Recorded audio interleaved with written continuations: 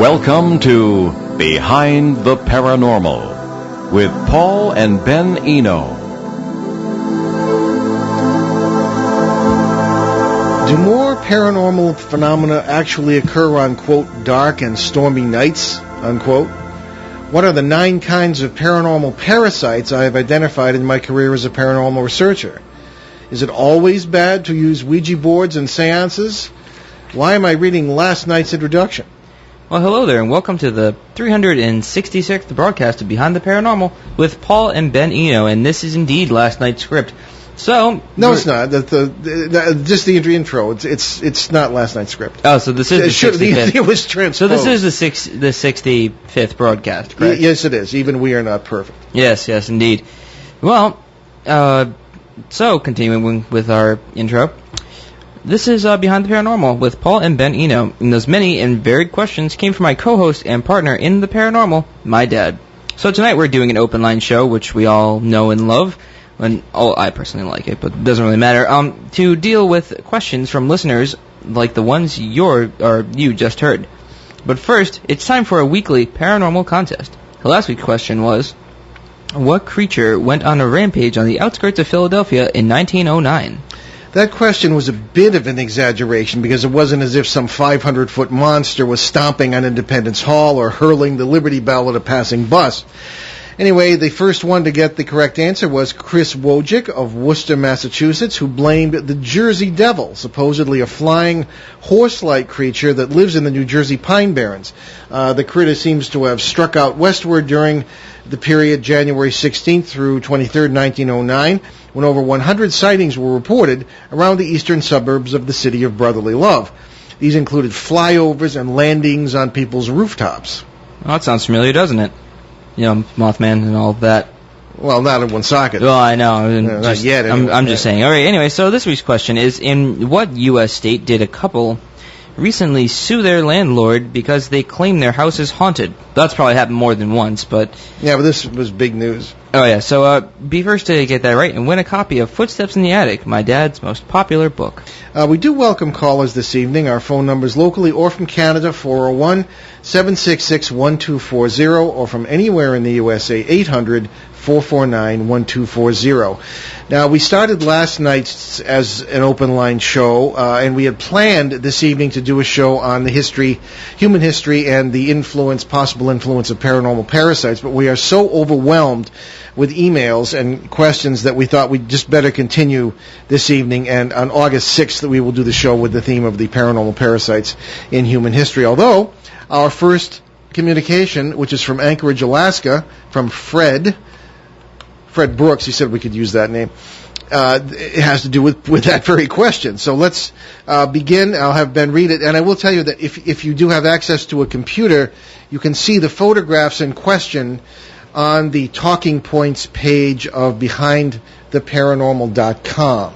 And you can, whatever you may think of them, you go ahead and think. So, all right, ahead, Ben. All right, so hello, Paul and Ben. Friends and I have been contacted, have been having contact. Sorry, my mild dyslexia is kicking in.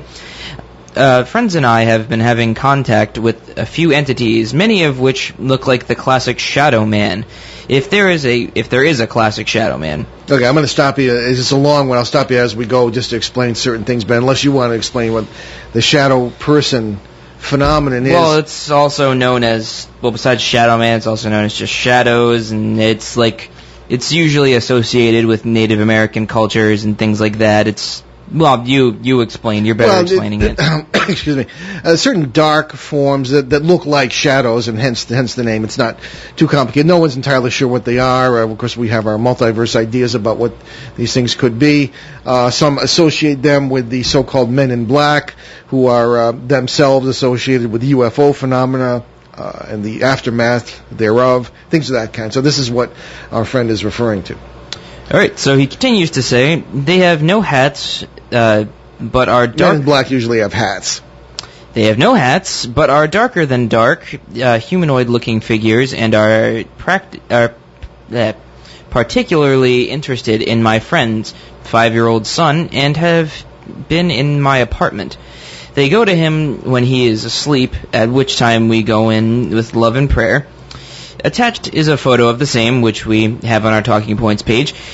They are the same photo, only one is cut out and blown up to try and get a better look. Why don't I just describe it for those who can't see it? And if do we have a camera here for anyone? Because they're on a computer anyway, they could look at the page. Keep it here, All right. Okay. What we're looking at here, for those of you who can't see it, is a nighttime. Yeah, dear. Because you can see the reflection of the board in there. Well, those are all the ghosts moving around in the picture. It was a valiant effort, but I don't think it's going to work. We're looking at a street scene in Anchorage, Alaska. I believe it's April or May of 2011, and because you can tell it's Anchorage because there's already snow on the street. And at the very end of the sidewalk, one can see what appear to be two tall figures with almost like mesh-like or mail-like, in the medieval sense, masks hanging down over their faces and down to their chests. And they are unnaturally thin for anybody who would be human. But the reason this attracted our attention, or my attention anyways, because in our paranormal work, we believe that we are not dealing with dead people or spirits or anything like this. We're dealing with parallel realities that are occupying the same space as we are at any given time. And there are parallel realities that are very different from the one we were in. You might call them alien, I suppose, in the broad sense of the term, and you wouldn't be wrong. And I have at least encountered figures like this. So that's what kind of drew my attention to this. And of course it could be just reflections or something else. This only came in recently. We haven't had a chance to really send it to our Killjoy photo expert yet. And also in this picture, and the larger one, there is supposedly a face off to the left. But again, you stare at anything long enough, you're going to start seeing faces. So I really reserve judgment on this, but it did seem a little bit familiar when I saw these photos. So go ahead, Ben. Well, you just cut off like half of his email because he describes what he sees in it. Well, that's fine. So we got the impression that they were human and definitely negative/evil. They were everywhere in this area that night, and I also occasionally see quote unquote men in white robes walking the hallway. I'm not sure who they are, but my intuitive friend said that she was told that they were the quote wisest of the wise, unquote. Okay, well, let's stop again there. All right, he mentions that the friend's 5-year-old son is an object of the attention of some of these what he believes are negative entities, or what we might imply are paranormal parasites. Now, when we say parasites, we mean entities that seem to be able to cross relatively easily, or at least access the boundaries of the various alternate realities we've been talking about, and are the basis, have been present throughout the consciousness of the human race, and are enshrined in our folklore as demons, evil spirits, servants of Satan, or what have you.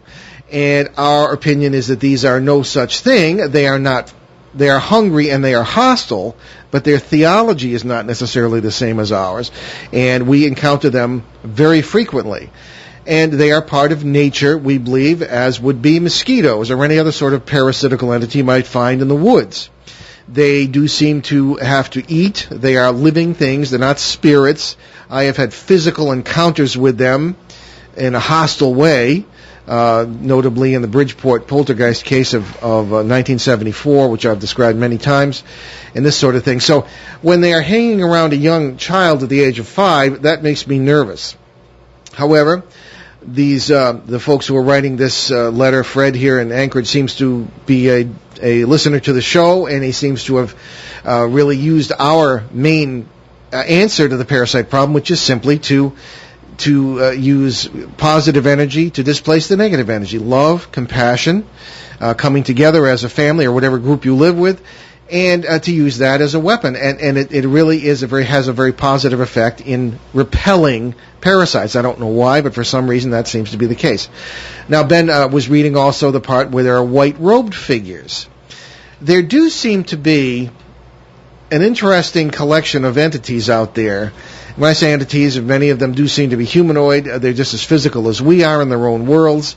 And many do seem to have appointed themselves if you want to say, guardians to us, or whether to help us, in the same way I suppose that we might wish to help other humans who are less fortunate than we are, or to volunteer at an animal shelter or something like this, in order to be of assistance, or to express our solidarity with our fellow creatures. So I think that the multiverse is an open system, and they're far more aware of us than we are of them. And I suppose they in turn are the origin of our legends about angels and spirit guides and things of this kind. And again, being really a part of nature too.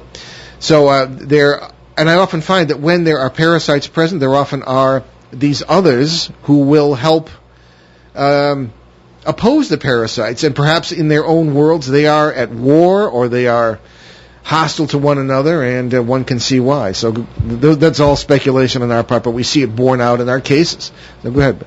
Okay, so he goes on to say, I'm not sure what that means, but I am glad they are here. It feels good when they are here. Do you know any of these? And then he says, the picture's attached. Do you know any of these, blah, blah, blah, which you said yes. So my question is, where can I go to get a description of the 9 parasites you have cataloged? Okay, well, a lot of people are writing in about that. And 9 types, I should be more specific. Yeah, because I have mentioned that in my work over the last 42 years, I have come up with identified, at least in my own day-to-day work, 9 types of parasitical entities. Now, Ben and I were talking yesterday, and I said, Ben, I often get the impression that there are almost opposite numbers to these kinds of creatures. In other words, you have a negative parasite. You might have... Well, everything's balanced. Yeah, everything seems to be balanced. Yeah, there seems to be... And I noticed that he has the same type of creatures, not to be, stereotypical here or hokey, but the white-robed ones as opposed to the ones in the black robes, I mean, are they opposite numbers? I don't know. Star Wars here? Or? Yeah, I mean, you could, again, you have to be careful of your imagination here, because we all see the same movies, we all read the same books, etc. However, I mean, when you meet these things, you meet them. And we have literally thousands of people who write to us saying that they've met the same thing, sending photographs and things of this kind. And this is something I think that needs to be taken seriously. So in any case, I think that the 9 types, they are going to be in my next book, which is 3 years late. And when we do the show on the history, the influence on human history of these parasitical entities, I will name in detail the 9 different species. That will be on August 6th. I would do it now, but we don't want to devote the whole show to this. We have a lot of emails. I will, however, say that there is a hierarchy of these things.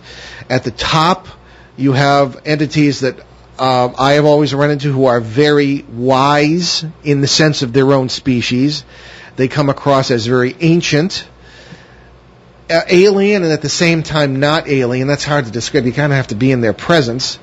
They are very oddly at peace with what they are and what they do.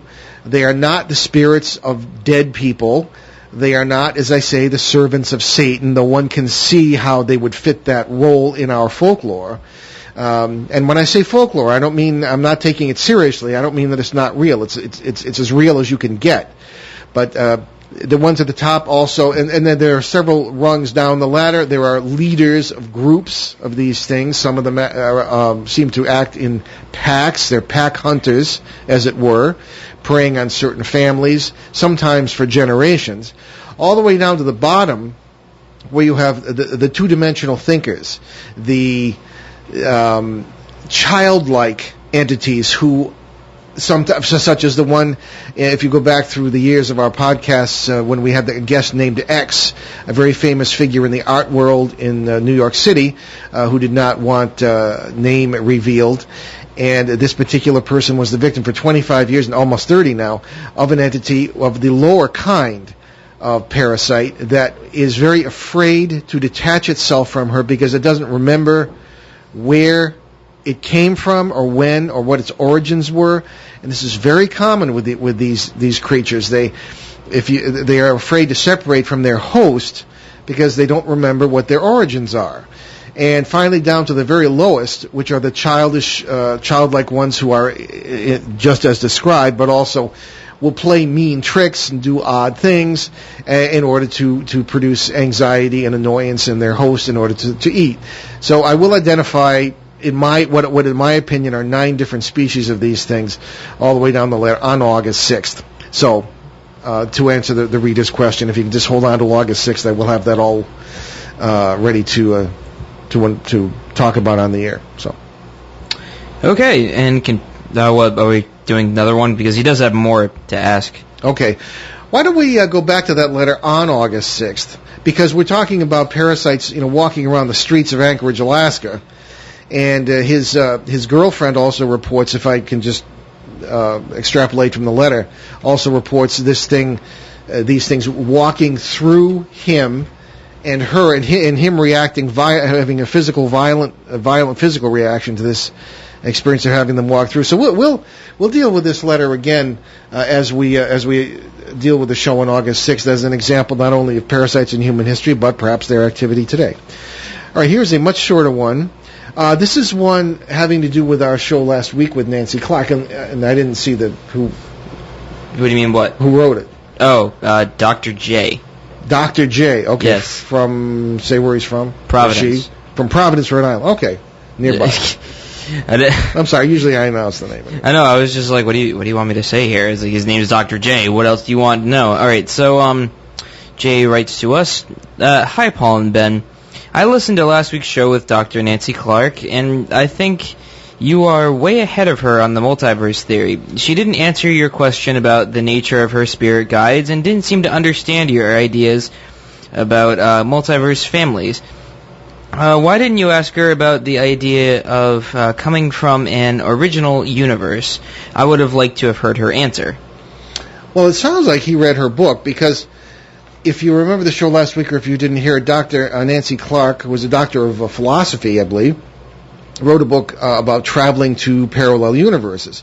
And many, many people are now on this bandwagon and are looking at the paranormal from this point of view of multiple worlds, rather than from the old spiritualist point of view of you die and you become a spirit or a super being, and you use Ouija boards and seances and all this 19th century stuff. That's falling by the wayside now, seemingly, and people are looking at it from a more viewpoint of more of quantum physics, which opens up, I think, far more interesting possibilities than the old paradigm did. So Nancy Clark wrote a book about that. However, she seemed to, and she could be right, maybe we're wrong, we see it as a very open system flowing, these worlds flowing over us all the time in families. In other words, we're constantly flowing into universes where, say, you didn't drop the cup on the kitchen floor and it didn't crack, and in one you did, but you pass into one and not the other, and the worlds are very, very similar. Yeah, maybe you turn around and the dish is in a different place from where you put it on the table, and you have little glitches like that, but generally the world is very much the same and continues in a way that you don't notice it. And it's when you start to get outside the world family, the family of worlds, where something weird really starts to happen. You say, aha, a ghost, or Uncle George's spirit, and that's the only way we know to explain it. So anyway, that's what he's talking about with world families or multiverse families. So in her book, Nancy states that there was an original world in which she was born, an original universe, and it's from there that she kind of struck out into other universes. And the question I had wanted to ask her, and that certainly Dr. J anticipated, was, how do you know which was the original world? I mean, even as you were being born, hundreds of worlds were washing over you, so to speak. All sorts of possibilities and probabilities. The nurse picking up a medical instrument with one hand instead of the other, or your parents being different people. That sort of thing. Those things all seem to exist out there in our interpretation of quantum mechanics, and in our paranormal cases we see that. So that's a good question. So I feel your pain, Dr. J. I did not have time to ask her the question. This show does tend to go very quickly, even though we only have one break. And our CBS show on Sunday nights goes even more quickly because we have 3 commercial breaks. So, however, next time, if we have her on again, I will be sure to ask that question, and it is a good one. How do you know? I don't even think there is an original universe. I think it's the universe family, multiverse family we're talking about in this. So that's a pretty good question. Ben, being the producer here, had to go out to answer the phone, so I'll take the next question myself here. Okay, here's this is from a very good. This is from one of our show reporters who has one of the most interesting questions and cases all the time, because it's a case we've been working on since 2005. It was one of Ben's first cases when he was 13 when we started to let him do this. And we get constant reports from our reporter Donna in Connecticut. Now, this house, we talk about it on the air all the time. There is a great deal of multiverse activity going on. There are all sorts of different life forms passing through there. Generations of her family still seem to be there. You can sit in the living room and feel, people coming and going, and they see all sorts of interesting things. So here's one just from a recent occurrence at the house. There is our friend, reporter, and then her husband, and also living in the house is her daughter and her young son. So this is just her latest report. My husband appeared at the door looking gray and exhausted. This is on their porch with the grandson this particular morning. I know he slept all night. He said, quote, "Something in this house is sucking the life out of me." No doubt it is, but I have no idea how to stop it. We have been going along fairly well, and no conflict, so I have no idea why this sudden rebirth of the exhaustion. These people are really students of ours in a sense, because they're right in the middle of it and are familiar with what's happening. Let me pause in discussing this case because we have a caller, our friend Scott from Uxbridge. Wrong okay. line. Just kidding. Wrong line. All right, there we go. Hello, Scott. Okay. Hey, guys. How are you? How are you? Welcome back to the show. Yourself? Okay, I'm good. Here's what I wanted to ask you about. Back in the mid-'90s, around 94, I was living with a woman. She was a massage therapist. She was really big into the new age era and all of that stuff. She believed in the book, The Celestine Prophecies. Remember that one? Yes. What's ever become of that? Because it seemed like it was a very big thing in its day around, I'm talking about like 94, and it was supposed to be like an allegorical story, but we were going to take things like, oh, this is going to happen in the year 2000 and all of that. I'm sure you know what I'm talking about. I'm a little rusty on. I read it many years ago. I'm a little rusty on it. I read these books all the time just to keep up with what's happening. But it struck me, Scott. Scott is from Uxbridge, Massachusetts, by the way, in case you're listening in England or somewhere, not from London. And it struck me as a work of fiction that people kind of picked up and ran with, like Correct. Scientology. Yeah, that sort of thing, or like Lovecraft's Necronomicon. You know, the way Susan, the girl I lived with, she didn't believe it that way. It was more in the year 2000, all knowledge will be opened up, like we're hearing about here in the year 2012. Yeah. And that was how people took it. And I'm just curious, do people talk about it anymore? I mean, is it that kind of thing that was so popular in the mid-'90s, and it just kind of vanished? Like, people said, oh, well, good story, see you later. And I'm just wondering if people even talk about it anymore. It does come up now and then. Yeah, it does come up now and then, but essentially people right now are concerned with they've moved on to the Mayan prophecy and the 2012 thing. And we have some questions about that tonight as well. People have written in. Okay. And so it's a matter of I think people will, just being what they are, will be interested in one subject, and then when the time comes and goes, nothing really happens, they pass on to something else. And I tend to suspect that in December, probably nothing discernible will really happen, and people will just pass on to something else. As a matter of fact, we're planning with some of our associates, Linda Moulton Howe, Bill Burns, and a few other people, to have an on-air conference in probably February of next year, after all the hoopla has died down, and talk about, okay, what's coming in the next few years, a sort of a futurist kind of thing, maybe up till 2016 or 2020. What can we expect? What does it look like? Paranormally even, what could be happening? And I'm ready to move on to the next step. So now, of course, if the 2012 people are correct and everything changes, then maybe we won't have to worry about doing that conference. But again, that's Right. it's people move on to the next thing. I must say I am not overly familiar with the Celestine prophecy. I probably should be, but that is my impression based on your question.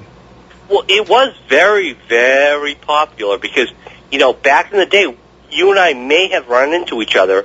I used to work at New Age conferences doing audio excuse me. What would happen is people would do audios, and I would actually tape them, working for someone. Okay. And all right. Just like Bud Hopkins, I taped him. Oh, okay. Stanton Friedman, people like that. Okay, and it was called the Whole Health Expo. We're talking around 93, 94, 95. Okay. In this area, like Boston. All right. Well, that may have been. I have not spoken at a lot. Well, we speak now more than we did, and I was always usually on the lecture circuit by myself because at conferences people really didn't know what to make of what I was saying, and I wasn't. They didn't like what I was saying because I've been talking about this multiverse thing since the late 70s, and everybody said, "Huh, what?" So we probably didn't run into each other.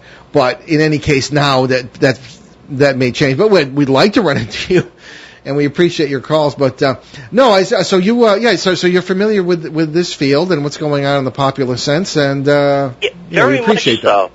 Yeah, well, if you remember, all right, back around the early, let's say 92, 93, 94, I think there's a clear distinction that it kind of died during Ronald Reagan's era because people just wanted to make money. Yes. Once people got back into the New Age thing, all of a sudden it kicked back in.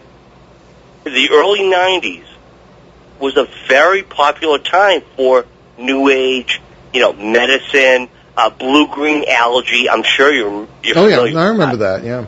All of that. It was kind of a thing where people just wanted to be able to, okay, I can drink it, be healthier, UFOs, oh yes, that kind of thing.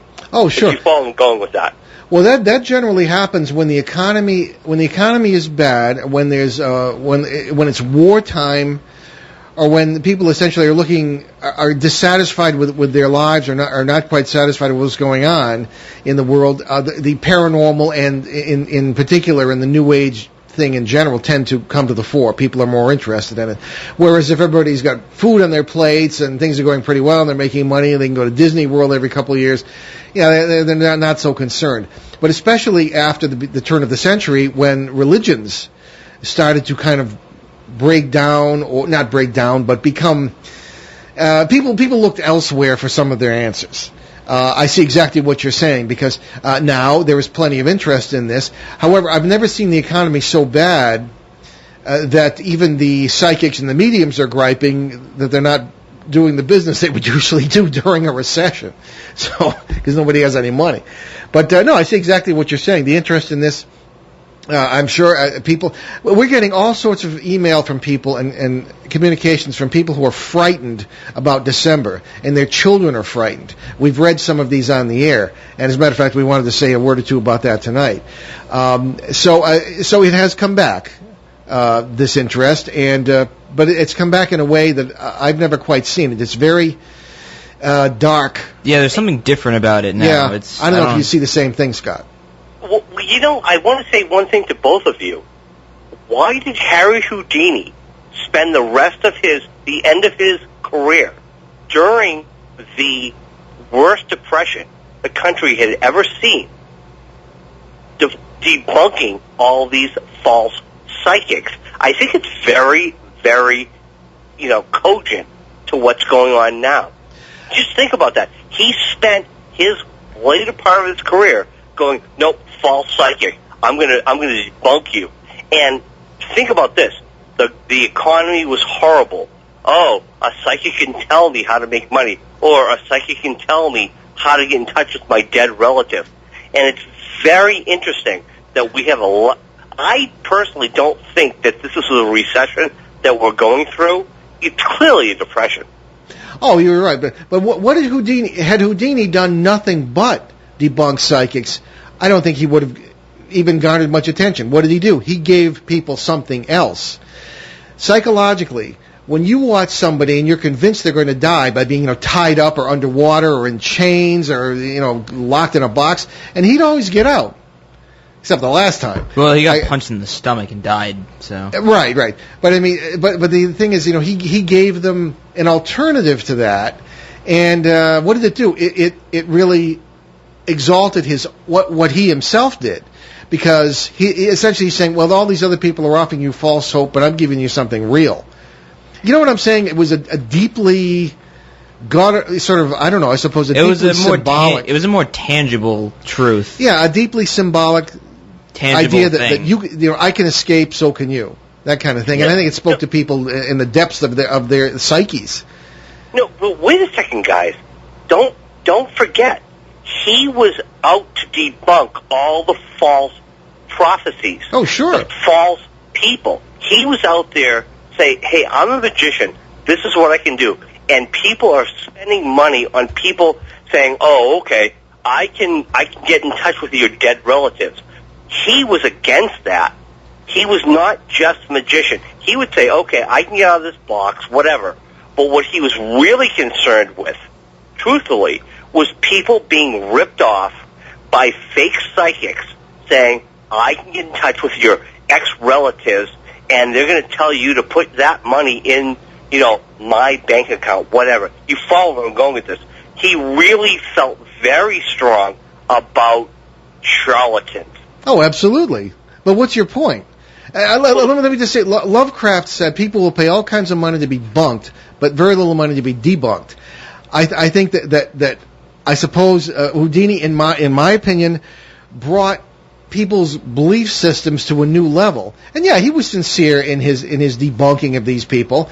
And what he would do, for people who don't know what we're talking about, we're talking about Harry Houdini, the great escape artist of the 1920s and 30s, who along with being a great escape artist, he amazed everybody, would go out and deliberately debunk mediums at the time who were doing, many of whom were doing all sorts of fake magic acts and tricks to make people think they were seeing ghosts, and cotton coming out of people's mouths, and false photography and things of this kind. That's what we're talking about. So go ahead, Scott. Well, that's the point, though, that he believed that, okay, I'm a magician, I'm really good, but I really don't want people getting ripped off. Well, and that's commendable. And he didn't rip, but I think that if we're you or I out doing that in the 20s or 30s, very little attention might have been paid. But because it was Harry Houdini, who was famous for being an escape artist and for amazing everyone and for stimulating people's imaginations and for giving them a very deep kind of psychological hope, I think that's why he got the attention that he got. I think they went together. But again, posthumous psychoanalysis is always perilous, weird. So who knows? Yeah. I guess my final point is that, he said, okay, I know how to fake it. Now I want to protect people who are not being protected by people who could fake it. Did he ever reveal his secrets?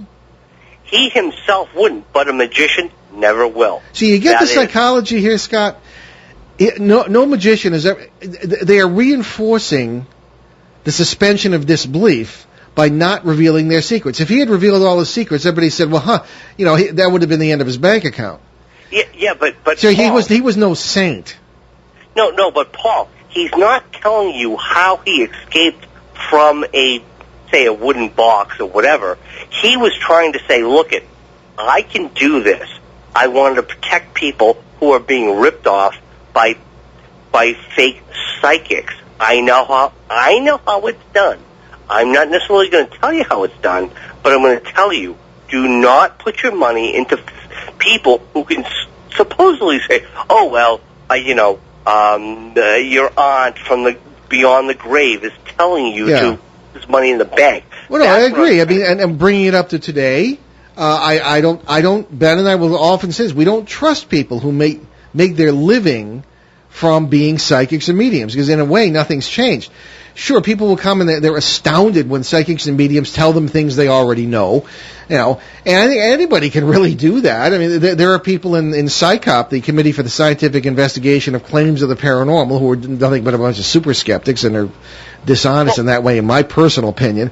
But they'll go out and they will even try and get up on a stage at times. I've known one or two who've done that, and we'll try and just guess by people's body language or whatever, and they'll be 50% right half the time, sometimes more. And I see what you mean. To get people to pay for this is something that makes me very nervous. I mean, well, to your point, how about Jonathan Edwards? What a charlatan! Well, I don't know, John. Well, I'll tell you something that's really funny. I have a connection with John Edward because his publicist later became my publicist, and this goes back a few years. But she was determined, a wonderful, wonderful woman. I love her dearly. But she was determined to turn me into a psychic. And, there even was a point where I was, I was very uncomfortable with the experience because I used a multiverse approach to it, which it was just too intimate. It was like becoming that person. And there was no fakery about it. And I was supposedly told that I was 80 to 90% accurate, but I was not comfortable in that role. That's not what I'm supposed to be doing. And again, I think anybody can do that if they use the multiverse. But I mean, is that what it's for? I just wasn't comfortable with it, and it wasn't right, and I backed out very soon and I said, that's not what I'm supposed to be doing. So, I don't know. That's, I see what you're saying, and I agree. But we do have to take a commercial break. So okay, all right. I'll let you go. But you're telling me that somebody actually said, "Hey, Paul, let's make you into a psychic." Effectively, yeah. Basically. And I just really. Oh yeah. I couldn't. The intimacy of the experience was just too much for me. I couldn't do it, and I also did not feel right about any effort to have me take money for it. I just didn't think it was right. You don't do that with your fellow human beings. And we make our living pretty much through. We have a little media company our family runs, and we produce a little trade magazine, which has nothing to do with the paranormal, and that's how essentially we make. And the rest of it's kind of a ministry, for lack of a better term. No, that's a good point. That's a very good way to phrase it. A ministry, help people who actually need help. That's a very good way to phrase it. But you basically felt you were like, Johnny Bravo on. Johnny. Thanks. At my age, I appreciate that. Yeah, but no, you're going to be like on the Brady Bunch. Hey, you know why we hired you, Paul? Because you fit the suit. Well, there we go. Well, on that note, Scott, we're going to take our break. Thanks for calling. Okay. We always love to hear from you. Okay. Okay, Scott from Uxbridge, everyone. Let's take our break. We'll be right back and Behind the Paranormal on WON 1240 AM and ONWorldwide.com. Stay with us. Everything you know is wrong. Hi, I'm Ben Eno. And I'm Paul Eno. Check out our show, Behind the Paranormal with Paul and Ben Eno, here on ON 1240 AM on Mondays on our new drive time slot at 6 p.m. The paranormal is not what you think it is. You're going to examine the whole thing from a whole new perspective on our show, and we expect that you're going to be very surprised. Do not check your brain at the door. You're going to need it. Be there. ON Radio. ON Worldwide. And we wanted to remind you about Amazon Kindle, the marvelous e-reader device, which you can get over 2 million games, applications that is, books, newspapers, and magazines. And the high end, of course, being about $179, the Amazon Kindle Fire, full color, and all kinds of ways you can use this. Tremendous thing. You don't have to carry books around anymore. You have them right in your hand, and they can be downloaded right through the internet, I guess, or whatever the magic of this is. And also, if you don't want to spend that much, there is, of course, $79, the original Amazon Kindle device. Books, magazines, and anything you want to read is right there. And eliminating all sorts of expensive trips to the bookstore and all sorts of time involved in waiting for books to come through the mail if you order them online, etc., etc. However, Amazon.com, check it out. Staples also has these devices, and a wonderful, wonderful gift at any point. And we have, of course, before you know it, it's going to be gift-giving season again. So check it out, Amazon Kindle and Amazon Kindle Fire. Okay, we're back Behind the Paranormal. We have no guest this evening. Ben and I are dealing with emails and calls, and we will continue with the latest report from our good friend and show reporter Donna in Connecticut, and she was mentioning that she was out on the porch the other morning, and her husband came out and said, something in this house is sucking the life out of me. That kind of makes me nervous. Ben and I are very familiar with this house. As a matter of fact, we were there just last Thursday evening. Yeah, not even a week. Yeah, and it's not near where we live, but we happen to be in that area for a public appearance, and the notion that parasites, as we mentioned earlier in the show, are cosmic mosquitoes, so to speak. The result of their activity can be chronic fatigue syndrome. Was he serious or was he using hyperbole? He sometimes has said this, I understand. And people will feel fatigued, drained, energy gone, even if they've had a good night's sleep. That's to be expected in that place. Well, it is. Very often we associate that with parasites, but we have seen really no parasite activity in this house. I think, in my opinion, it's the energies in that area. Yeah, the energy exchange. The whole area is affected. There's a triangle area going on here. We're still researching that. As a matter of fact, somebody else knows about it too, and this is the area we've referred to as having military activity and things of this kind going on, and a so-called abandoned farm where we think portals are being examined. But you've heard enough about this, so back to her email. All right, back to the email. All right. Okay, now here, this is another thing. She says, I have a routine that I follow faithfully every night. I watch the news on a certain channel. When I finish up on my computer, the screensaver stays on while not in use for about 5 minutes. I turn off the lights and TV, then use the remaining light from the computer screen to gather up my dog and walk up the stairs. Last night was no different. When I got to the bedroom, the computer screen was still lit up. I got into bed, and after a couple of minutes, the screen went dark and the house was dark. At about 1 a.m., I woke up and the screen was on, and I could hear someone typing on the keyboard very quickly. I looked over, and my husband was sleeping. I laid there a minute or so, wondering who was using the computer as my daughter was in bed and nobody was up. For some reason, I didn't even bother to get up and check. This sort of thing happens in this house all the time. I was so exhausted that I felt like my arms and legs were made of lead. The screen was still on this morning and was on the sign-in for this email address. I tried to get into my account here, and it said that there had been a security breach and wanted me to reaffirm all my information. I just got on here now after having to make a new password. When I came down this morning, I turned on the TV, but it had been manually switched to DVD, which promptly blasted a kid's video, and the DVD player had manually been turned on also. Just very odd. It's your grandson. That's possible, but I don't think on the computer at night... I was making a joke, I mean, that's entirely possible. I was trying to be a little jocular here. Yeah, of course. No, I mean, you have to look at these things before you look at anything paranormal, even in this house. But the idea of a computer breach, some kind of security breach, with someone typing at 1 o'clock in the morning... Well, that's not the first time I've heard of that. I mean, I've heard stories like that too. But in this particular area, in this particular context, where... And again, we are not conspiracy theorists, but we have a lot of suspicions about what's going on in this area. There's evidence of... what I suppose we used to call it mass hysteria, and I don't think that's called that anymore in psychology, but evidence of people... Well, it still exists in sociology terms, so yeah, one is about, the odd microwave activity. Is there some kind of attempt at mind control going on in this population, in this triangle? I'm wondering if half the things that are being seen in this house are prompted by, I suppose, you might call it... microwave pollution or electropollution, as it's sometimes called, and whether there is really, in all cases anyway, some kind of multiverse overlap going on here. We're going to continue to look into this case because there's never a dull moment, and we're just concerned because this is the area where people all of a sudden started driving on the wrong side of the road. When it came out in the paper, all of a sudden everything changed and people started driving into trees. And then rafts of suicides began. This is a matter of great concern in the context of a paranormal flap going on and odd military activity, strange electronic devices on poles and in trees. It just doesn't add up for me, and we're just really concerned, and we continue to investigate it.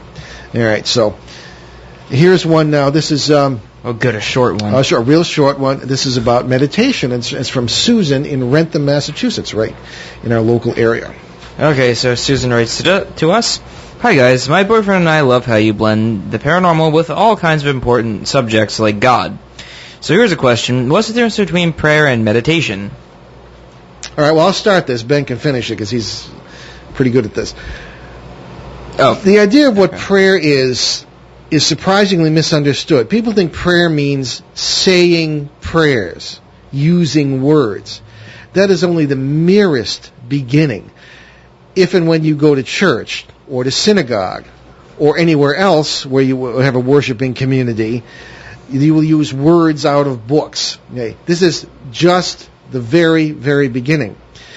Notice that in the history of the spiritual life of the human race, people have, when they've reached a certain point, separated themselves from the community and gone to live in caves or in the desert, or even in some of the Greek traditions in trees or on tops of pillars, things of this kind. Yeah, style. Stylites, in order to be alone and to pray, because prayer stopped being words. It became something that was present in the heart, and then it became a mode of existence, a state of being. We're always saying that people in this society don't understand love. People are writing it all the time, everything's messed up. People don't know what love is. They love themselves through each other. They don't know how to love each other. Because love is not an emotion. Love is a state of being. So is prayer. As a matter of fact, it's the same state of being. So, what is meditation? Where does that fit in? Then, if you want to take it from there, meditation can start with words and end up where? Being a shaman in training. Thanks for... I'll continue if you want. No, I'm just saying, because it's pretty much the same thing. There's no difference at all. I mean, there's just different words for the same thing. I mean, there are little mantras, which is basically the same thing as a prayer. Tools. Words as tools, Yeah, to get your mind into that state of being, but then you eventually get to a state where you don't have to do that anymore, and you're just constantly in a state of meditation or prayer or contemplation or whatever, what have you. Well, somebody pointed out in an email last week that I was pointing out that when I have came out of the closet about communicating with some of the things we work with in the paranormal sphere, I would mention being in a meditative state in order to do that, and not using things like Ouija boards or seances, or as I call the sledgehammer methods for communication with whatever it may claim to be. But that sort of meditation, that's kind of prayer too, being in silence. And silence is a tough thing for people in this society. We are surrounded by distractions. There's constant noise, and we get very, very uncomfortable when there's no noise around us. Silence is probably the foundation for all things spiritual, especially for prayer and for meditation. If you can't be silent, you can't meditate, and you certainly can't pray. So, the answer to the question here, Susan, what is the difference between prayer and meditation? I think ultimately there really is no difference. Meditation is being outside oneself, and that's the secret, not inside, looking outward, not inward, and connecting with God, because that's what's outside you. So I really couldn't put it in any other way. I have several chapters on this subject in Turning Home, God, Ghosts, and Human Destiny, and you might want to, I suppose, check that out if you have a chance to buy the book or to look at it or whatever. But I kind of deal with that. I think that's pretty much the answer to that question. Okay, here's a kind of a fun one. This is from Mickey Loomis in Grant, Nebraska. And Ben has gone out to answer the phone again. Grant, Nebraska, and Mickey says, "Hi, Paul and Ben. Here's a good one for you. We have a large family, and everybody has cars. We park them in the same place, a long driveway with a garage. But every few days, something weird starts to happen. The cars turn around by themselves. We'll park them one way at night, and by morning, one or two of them, sometimes more, will be turned another direction. They are never sideways or anything, just pointed up or down the driveway. My brother and me have even stayed up at night and to try and see what happens, and once when we looked away from the window, the car turned around when we were not looking. I was going to try sleeping in one of the cars, but do you think I might get sucked into another world?" Okay. Obviously someone who listens to the show. Believe it or not, I've run into this before. There was a case in Attleboro, Massachusetts, in our local area here, where people would say, among the other things happening on the property and in the house, the car would literally turn around. they would never see it, but they'd look, and then it happened just as Mickey describes here. They would looked away from the window, looked back, and the car was turned around. I think this is just a symptom of not of the ghost doing anything or some kind of entity doing this deliberately. Many times, the things that happen in a quote-unquote haunted area are just the energies that are there. They do funny things with time and space.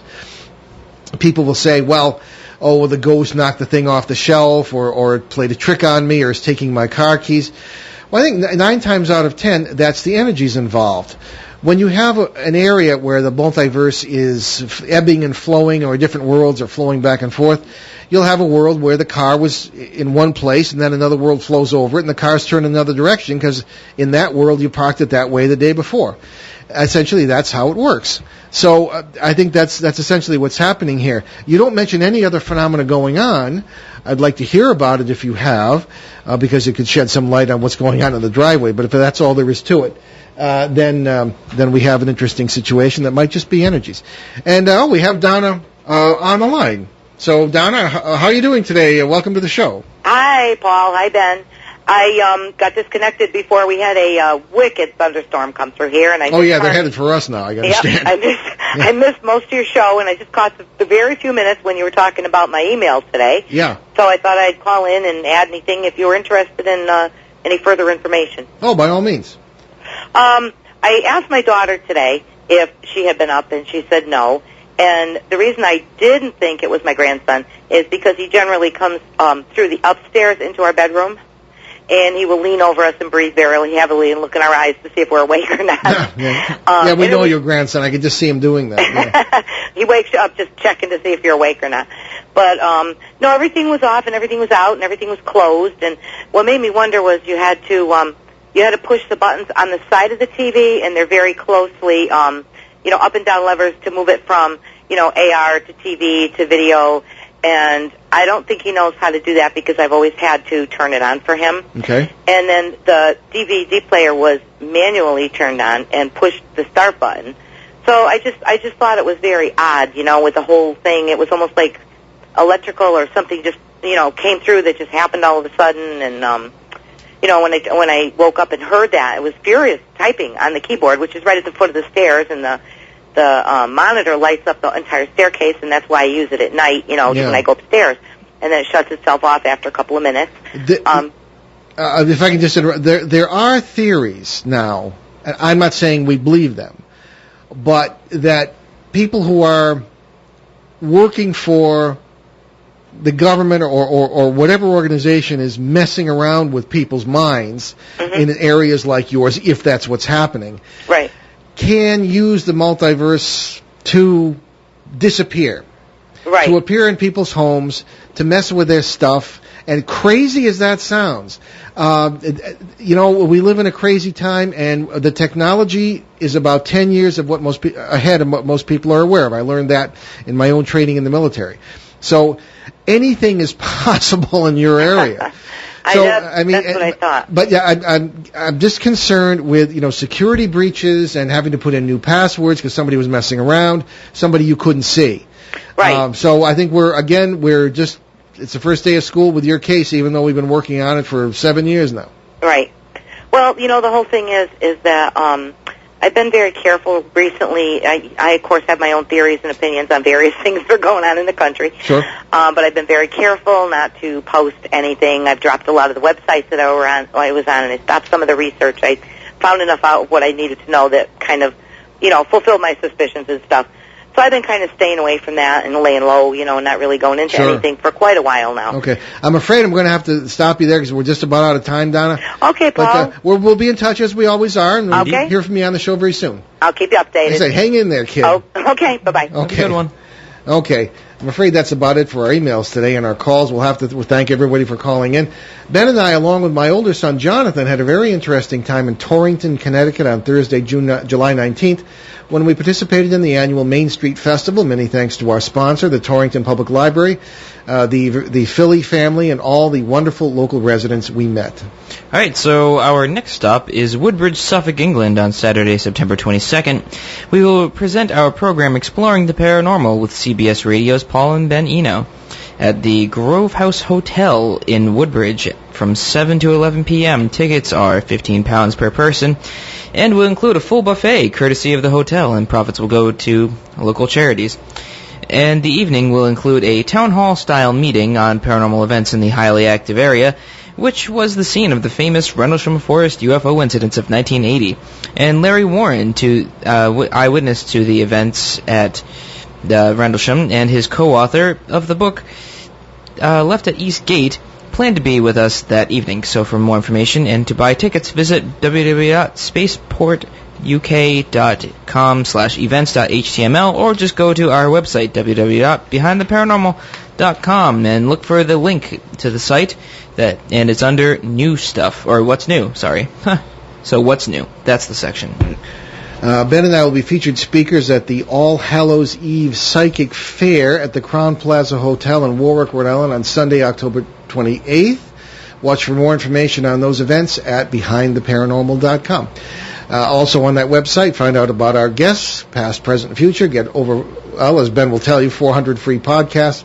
And you can also I don't need to tell them now because you already told them. Okay, well, fine, just skip it. Or you can apply to become a show reporter. So many thanks to our producer, Ben himself. And we'll see you next Monday, July 30th, right here on WOON 1240 AM and ONWorldwide.com, when Ben and I will welcome author James Rollins for a discussion of the possibilities for and consequences of physical immortality. And on our CBS Radio edition on Sunday, July 29th, we'll have Albert Rosales to talk about undersea humanoids. And we leave you this evening with a quote from none other than Winston Churchill. Courage is what it takes to stand up and speak. Courage is also what it takes to sit down and listen. Thanks for joining us on our great cosmic journey. We will see you next time.